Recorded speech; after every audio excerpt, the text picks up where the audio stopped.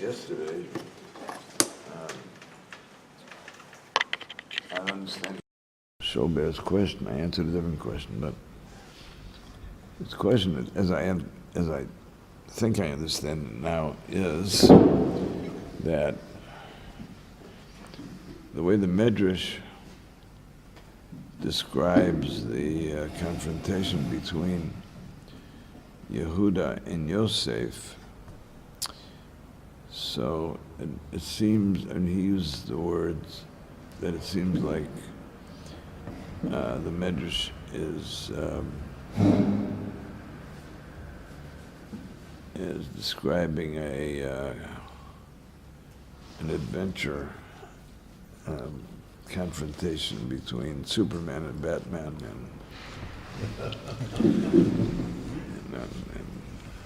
and Yehuda gets real angry, and the hair on his chest penetrates his clothes, and Yosef signals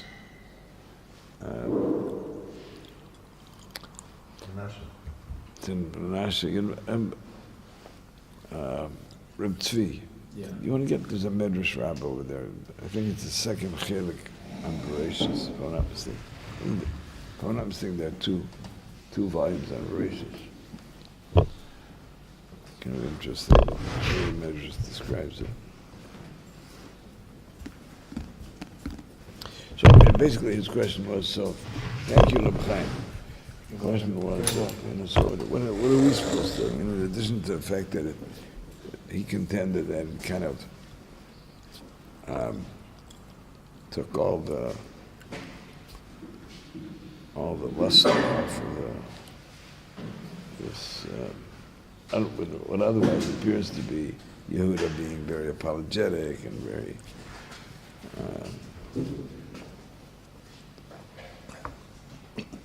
He wants to know about power. Now, no fair bringing cute faces. I'm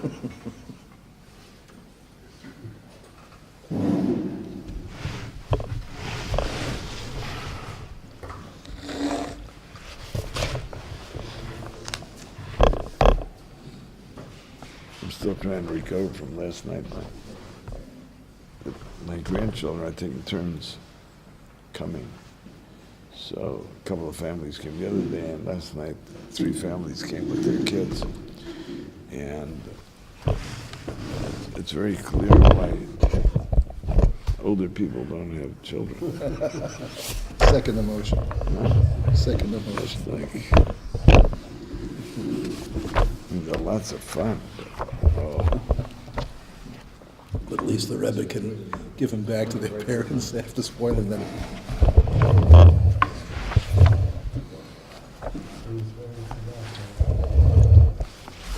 And I pushed it back already. That's not mine.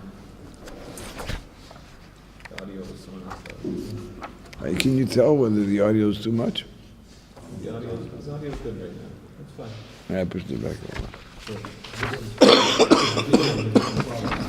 Video is. No, the video, the audio on the video was Really? different, yeah. You have to listen to the difference.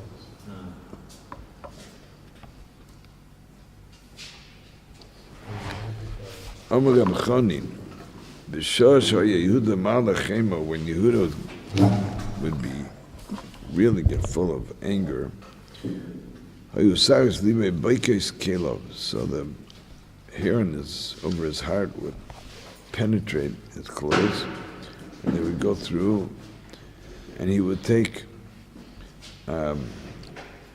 vessels of iron into his mouth, and he would spit them out like dust. And then he said, because you are like Pharaoh, just like Pari decrees and he doesn't fulfill, also you. And then he says, If I take out my sword, I'll start from you and I'll finish up with your master Pare.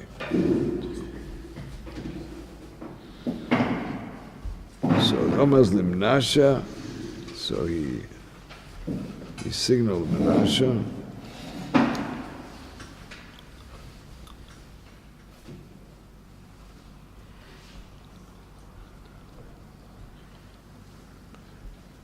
And Rafash Chad Refesh, he gave one kick, the Zaz called Paltin, and the entire palace shook.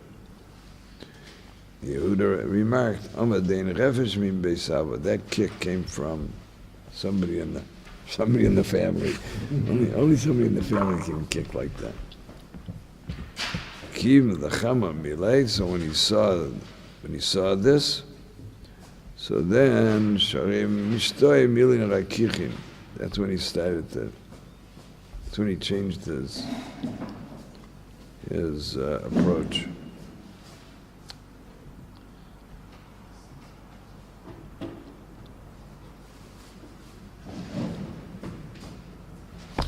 Anyway, so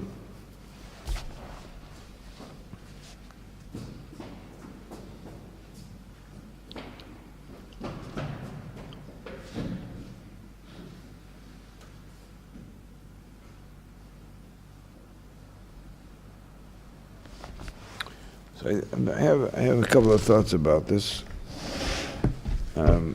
Some of which raise more questions than it offers for answers, but nonetheless, it's Kedai.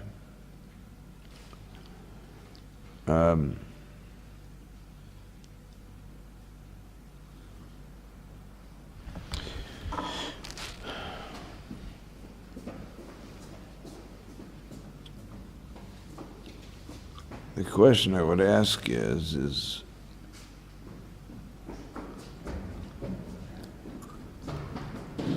when is it justifiable for us to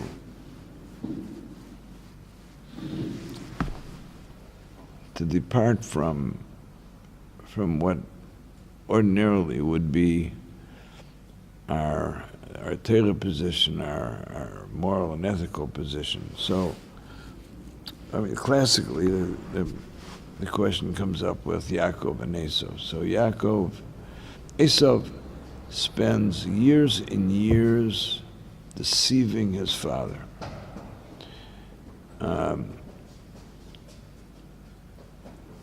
And Yaakov, who sees that his father favors Esav, that's no secret, knows that Esav is being duplicitous, that he's treacherous, that he is an incredible fraud, and that his ultimate design is to make off with the patriarchal brachos,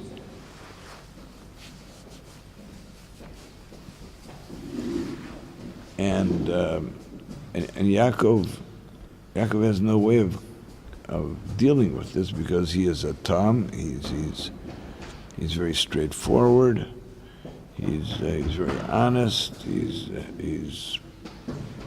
painfully honest. So how do you do battle with an Esav?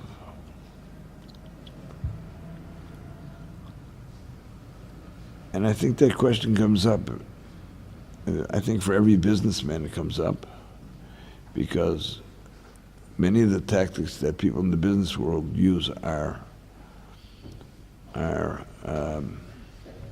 dishonest or deceptive. There are halachas about about kinds of things that a Jewish merchant is allowed to do, forgetting about overcharging, but just putting, if you're displaying fruit, and you have some fruit which is not so fresh, you're not allowed to put the fruit up for display in a way in which you're covering up the rotten fruit in order to get somebody to buy the whole thing, knowing that you're being deceptive. You're not allowed to do that. So, but there are many business practices. There's someone in Milwaukee who has a carpet business. So he said to me once, he asked me once, he said, when we estimate, and he does fairly big jobs in like large apartment complexes and stuff. So he says, when conventionally, when people in my end of the business give an estimate on a job, so they estimate on, I think he said for the matting underneath the carpet,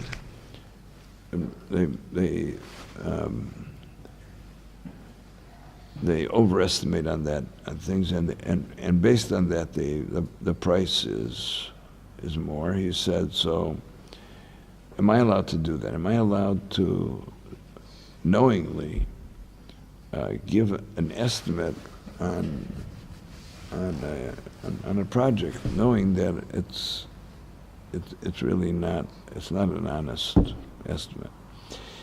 So I said to him, so he said, everybody in the business does, this is the way it's done.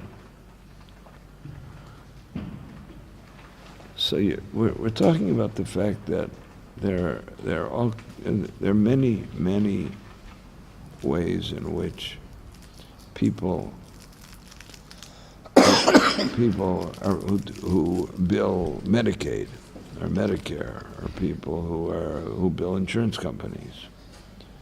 They use codes that are not completely honest. The world is really revolves on a great deal of,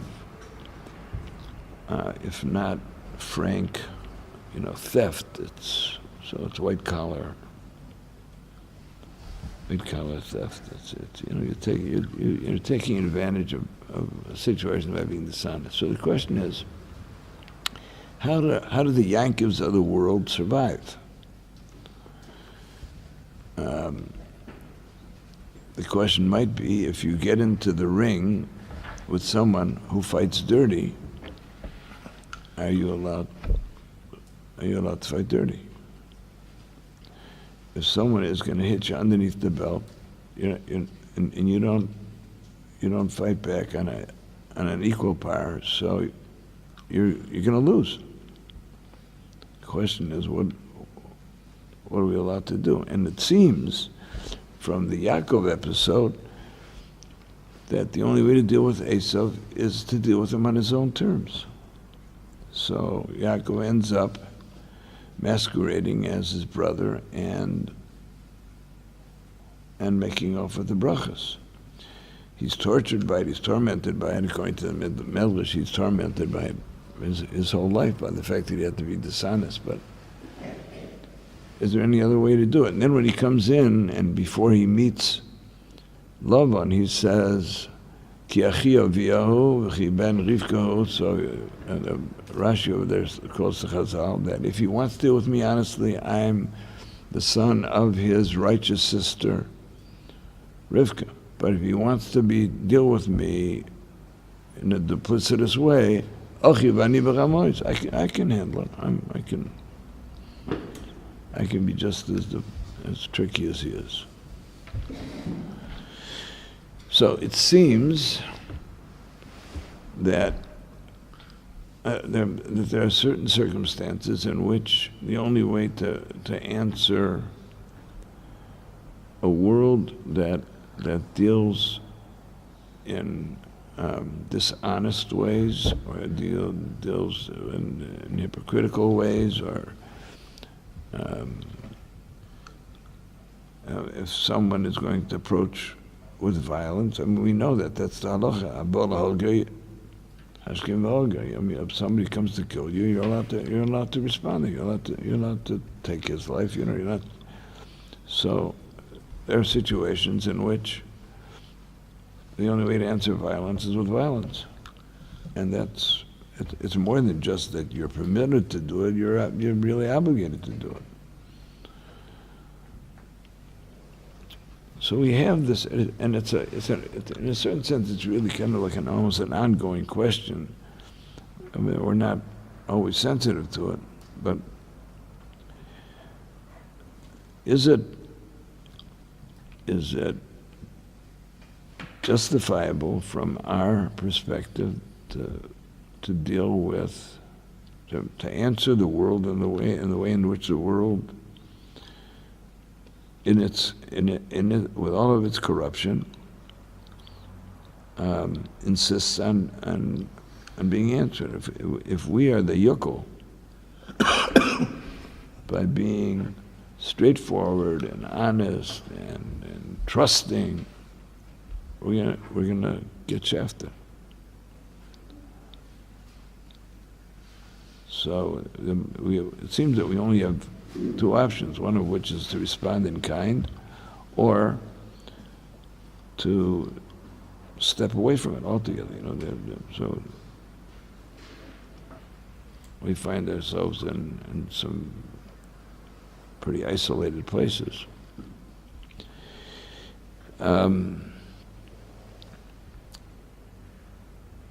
So Yehuda approaches Yosef with rage.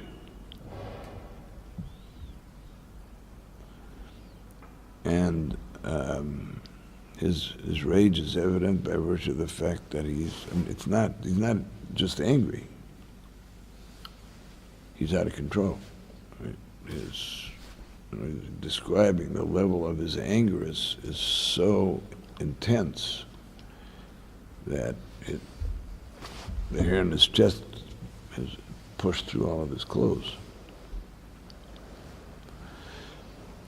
So maybe what the Medrash is telling us is that when Yosef saw that Yehuda was in a place where this was not going to be a dialogue or a discussion, that he was in a state of rage, that you have to, the only way to respond to that is with a kick. And you in order to level the playing field, you have to bring him down. So it raises the question. I mean, it tells the Medrash seems to be saying, when you're dealing with extreme rage, then there's some way you're not going to. In Mishlei it says,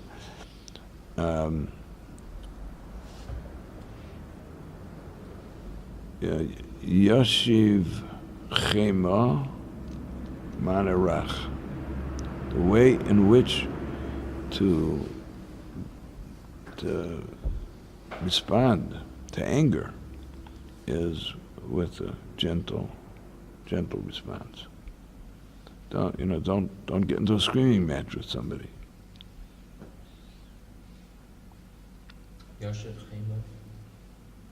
Chema, I think it is. Ma'anerach, it's in Ma'anerach. That's possible. Yeah, I think so. It's in Mishlei.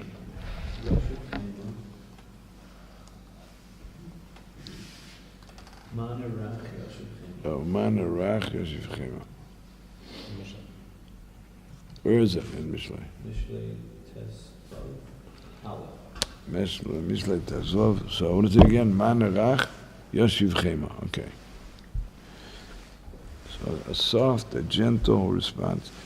But there's sometimes when you can tell that it's not anger you're dealing with. You're dealing with uncontrollable rage. That's, you're speaking gently to somebody who's out of control. Not going to do anything. Is it clear that he's out of control, or is it like speak softly, carry a big stick? Then what? Is it? He said that Yehuda was out of control, or maybe it's just like, who was it said, speak softly and carry a big stick? There's a double entendre there. So, yeah, the only things he was saying like I'm going to start with you, I'm going to take on all of Egypt and everything. That's a big stick, but That's more than a big stick, I think. I mean, The way Sorry. the Medrash describe Huh? it, the way the Medrash describe it sounds like he's not in control of his anger. His anger is so all-encompassing that he's like every part of his, it's even flowing out of his body. Well, that's what I'm asking, because physiologically, you can be aroused and still be in control. Possible. Are we characterizing, is the Medrash characterizing Yehuda as mamash out of control?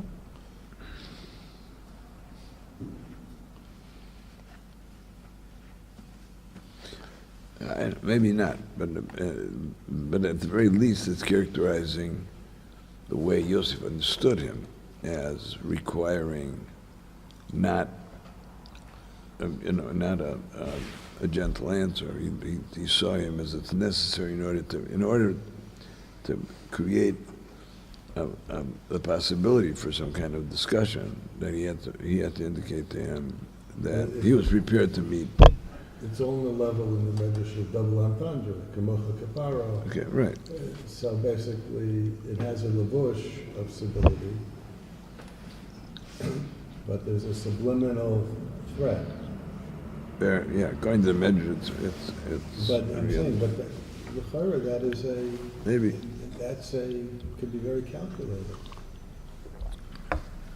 Yeah, my question would be, maybe, my question would be if it was calculated, could he make his hair on his chest go through the thing? Because calculated means that it's still kind of cold. This is kind of like explosive, it's volatile. There's the Bali Musar, tend to get angry at their kids, and they go to the wall and say that it's all fake.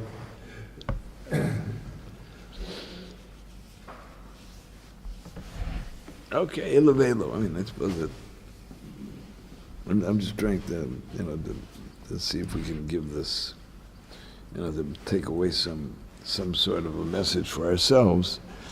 And I'm proposing that the message for ourselves is that we have to make a judgment in any given situation when we're dealing with something which is part of a world which is inimical to our own values, that whether or not it demands of us that we have to, that we have to sort of enter that the world that's challenging us, in its own terms.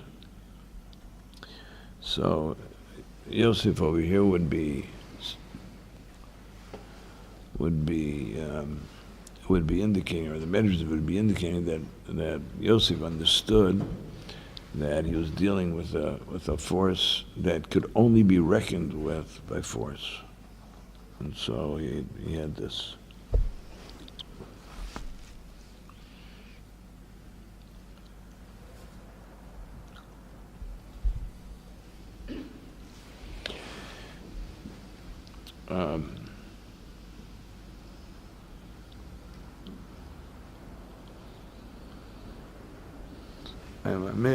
I'd like to come back to this thing about the significance of the hair on his chest pushing through his clothes, but I want to see if there's another line of thought which might be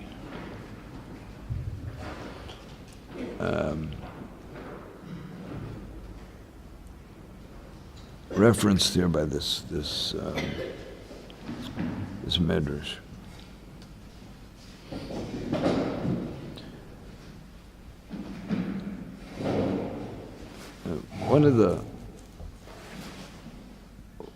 One of the interesting things that we could speculate on is which is the more powerful,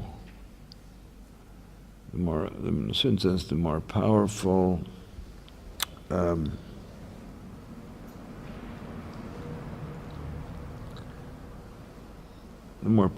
energy, the energy that a person brings down from above into this world, or the energy that a person brings up from this world in sublimating the physical world and in a sense sanctifying it and bringing it up to heaven. Which direction is the more powerful direction? So, if, for example, we had two tzaddikim and there was one tzaddik who was removed from worldliness, and his contribution to our world would be by virtue of the fact that he lives a very kind of insular life, and he's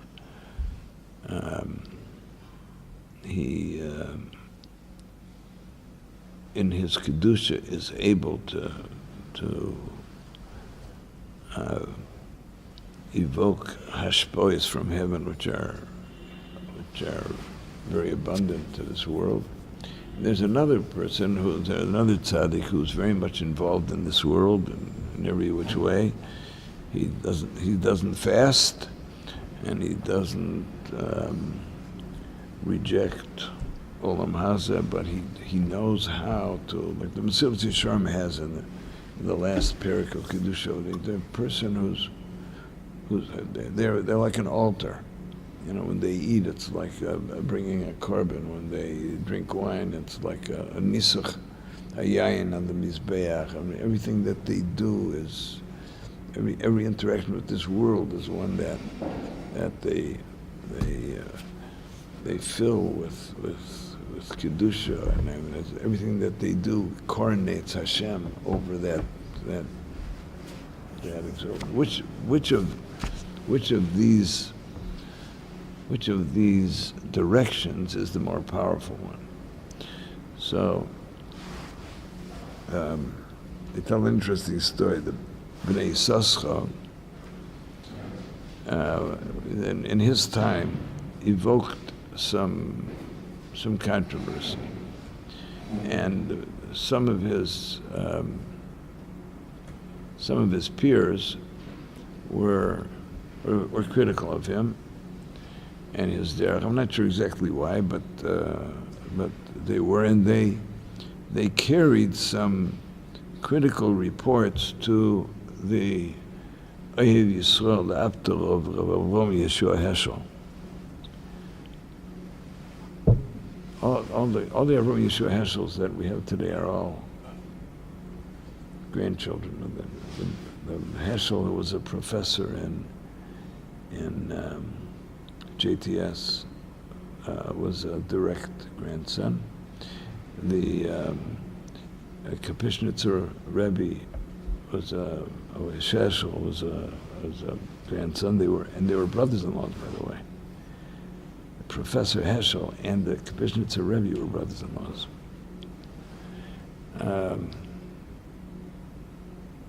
My brother, the psychiatrist, his name is Rabbi Michel, because we're on my father's mother's side, we're descended from the Abter. The Abter in his time was the Zakan HaAdmeirim. He was like the elder tzaddik, the elder Rebbe of them. In the Hasidic world was very differential to them. They revered him as the leading Hasidic Rebbe in his time. So, this, what? Heschel, Rabbi Heschel. Avram Yeshua, the Avram Yeshua Heschel, the first one, that was the rabbi of, they called him Abterov, because he was the rabbi of Abter. Huh? Is that the Ohev Yisrael? That's the Ohev Yisrael. We're going back now 200 years, so that's the first That's the first Rabbi Michel.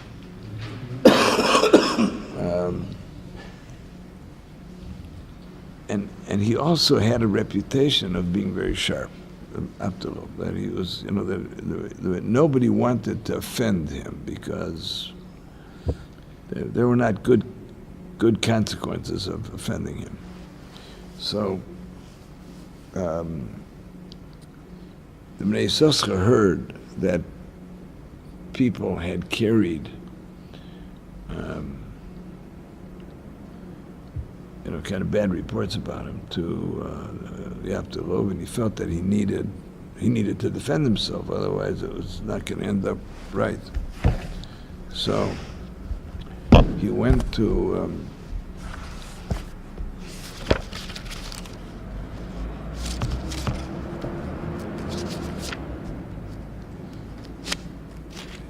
he traveled to the Abdullah.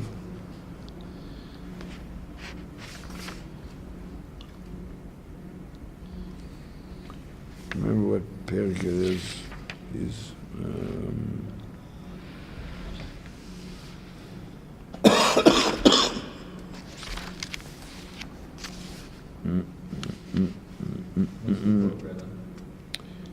it should be Zohar. Oh, here it is. Anyway, so he went to the Abdullah, and he sat on the Abdullah, and the Abdullah began talking to him from a position of his believing that Bnei Yissaschar was not in the right place. And he said to him, he said, everything moment by moment is sustained by an emanation from Hashem. Hashem, there's nothing that can exist for 1 second without Hashem supporting it. Life is constantly recreated every moment. So he said, like, for example, and he pointed, there was a Kiddush cup on the table. He said, like, for example, he said, if Hashem were to remove his affirmation of this cup for even a second, it would disappear. And the Bnei Yissaschar understood this to be like, the Gemara says that certain Amoraim, if they were offended, so Nosan Einov Boy, and he made him a gal shel atzomos. He looked at him and he turned them into a little bag of bones, a little amount of bones. So he understood, the Bnei Yissaschar understood, that what the Abdul was saying to him was, if you don't watch it, I'm gonna, And as he said this, the Kiddush cup turned into a mound of ashes. So he knew that he had to do something. So he said to the Abdullah, it says in Pirkei Avos,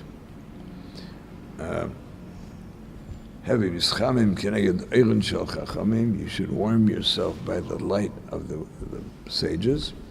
Be very careful with the embers, with the coal, that you shouldn't get burnt. Why? Because their bite is the bite of a fox. Shul's a fox. Yeah, a fox. And their sting is the sting of a scorpion. And their venom is l'chisha saraf, is like the venom, of a viper. All their words of Gachlesh. So he said it. So he's saying this to the Abdullah. He says, the Abdullah, when Moshe Rabbeinu was first greeted by Hashem at the sneh, so Hashem said to him, Shalom yalecha miyal raglecha, take your shoes off. Because the places where you're standing. So after he says it after he says that Moshe Rabbeinu was about to become a leader of Klal Yisrael. Hashem said to him, you're going to become the leader of Klal Yisrael. There are lots of challenging people in Klal Yisrael. If you're going to get upset with them, you're going to be constantly, you're going to be wiping out a lot of people. So he said to him, Sha'al na'alecha mi'al raglecha. You have to take off your na'al. So he said, na'al is an acronym. Huh? Na'al is neshicha, akitza, and lechisha. So he said to him, Sha'al na'alecha. Like, so they have to go with huh? Neshicha, the bite, neshichas. Neshichas Shiur, Akitzos and Akitzos Akrov, and Lechishos and Lechishos Sarov. So he said, Shalom, you get it. So they have to enjoyed the response so much that he was okay. He ended up on good terms with them. Rashi says that when Yaakov Avinu told Yosef, he was giving him Shem, Asher lakachti miyad v'ameri b'charbi u'v'kashti. I took this, I took Shem with my sword and with my bow, and Rashi says that the Targum Yonison renders this b'va'usi, b'tzleisi b'va'usi with my prayer. So the Jewish cherub, the Jewish sword is tefillah. So,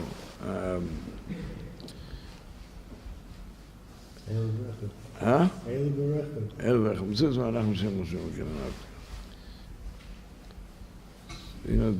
What they say is that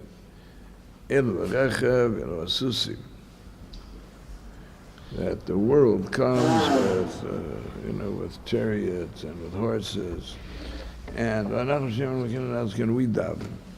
What's the difference? Hey, Makoru, Mafalu. They what are we doing about? We're standing from Nesu, we're shuckling. When he said that, we're standing up and we're davening, so we're shuckling.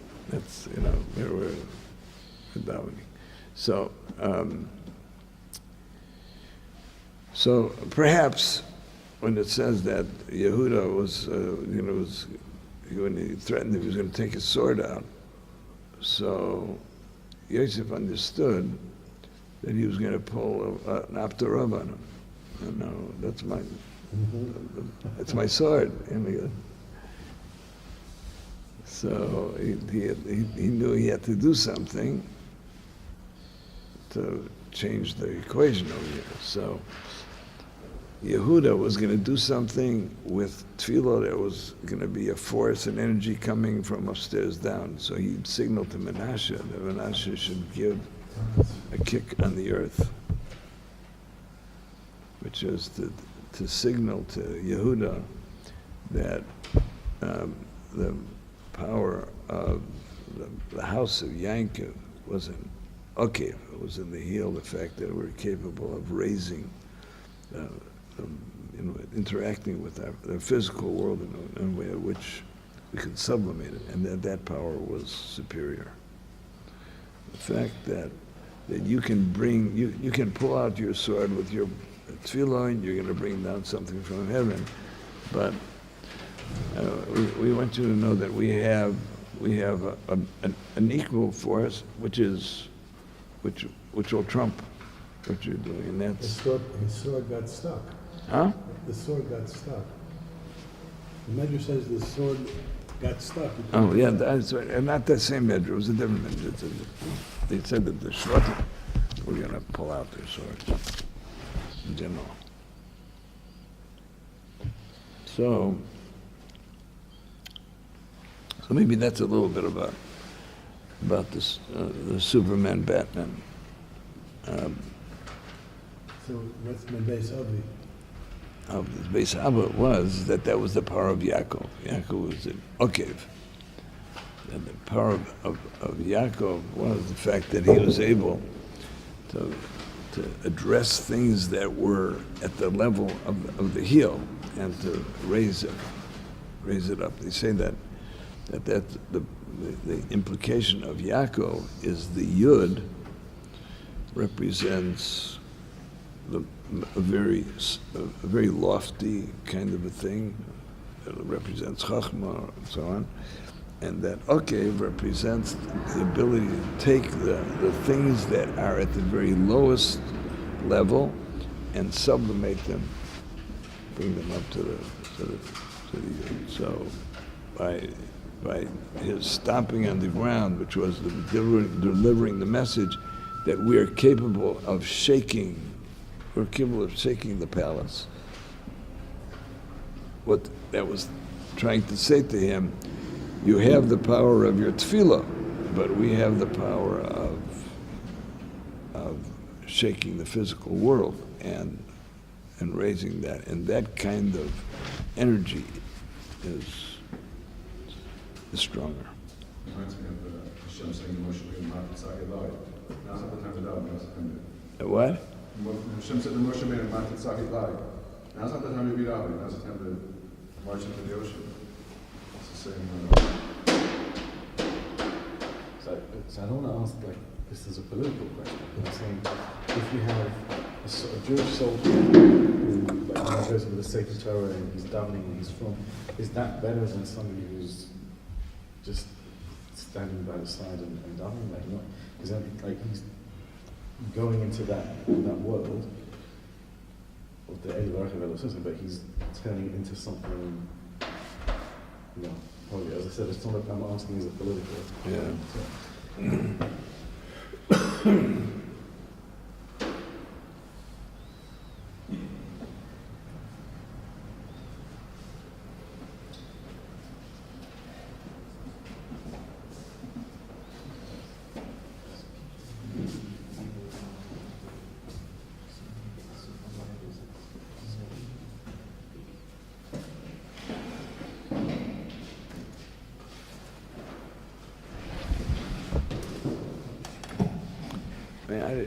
It's a little bit, I don't know how to answer the question, because it's a little bit, I'm like asking which is more important, your heart or your lungs.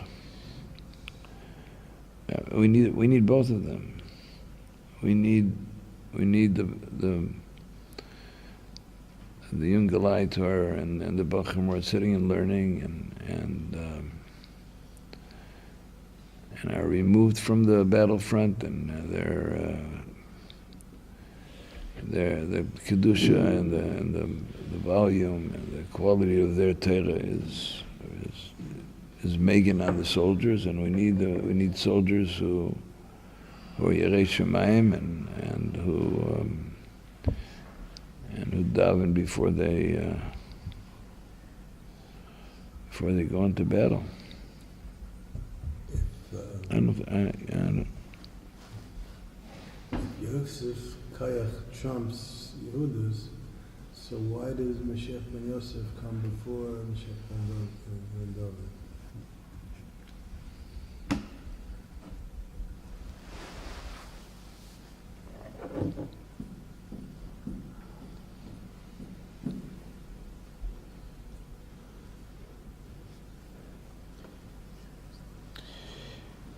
In perfect Hebrew,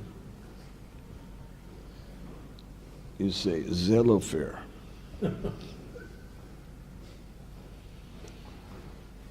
So the question is Zelofer.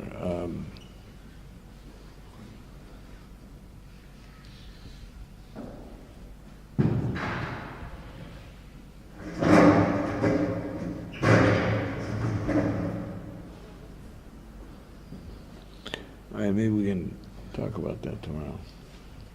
We do meet tomorrow. Today's Tuesday all day, right? I just want to point out we went a whole week's worth of Shiur without talking about Hanukkah. About what? Without talking about Hanukkah. So, just throwing it out there, guys. You burn that to Not the face of it, but it's in this soil.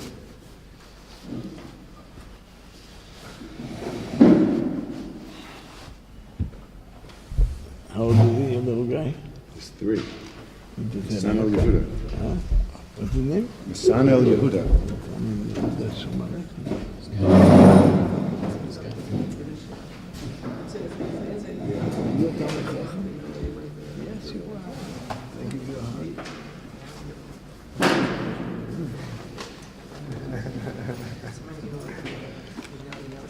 Jewish children have a chen. So much nachas. Amen.